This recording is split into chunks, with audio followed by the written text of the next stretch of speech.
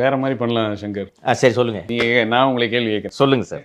ஊடகத்தின் பரிமாண வளர்ச்சி உங்கள் பார்வையில் அப்படின்னா சுருக்கமாக என்ன சொல்லுவீங்க? நான் ஃப்ராங்காக சொல்கிறேன் சார், ரொம்ப எனக்கு மனசுக்கு வருத்தமாக இருக்குதுங்க சார். இன்றைக்கி எவ்வளவு போராட்டங்கள் நடக்குது, அந்த போராட்டங்களை இருட்டடிப்பு செய்யக்கூடிய வேலைகளைத்தான் இன்றைக்கி ஊடகங்கள் செஞ்சுட்டு இருக்குன்றது நான் வருத்தத்தோடு சொல்கிறேன் சார். இது இந்த ப்ரொஃபஷனில் இருக்கிறன்ற முறையில் எனக்கு இது உள்ளபடியே பெரிய வருத்தத்தை அளிக்கிறது. என்னென்னா, மக்களுக்காக தான் சார் நாங்கள் இருக்கிறோம். நீங்கள் உங்களை போன்ற அரசியல்வாதிகள் செய்கிற தவறுகளை மக்கள்கிட்ட சொல்கிறது தான் எங்கள் வேலை.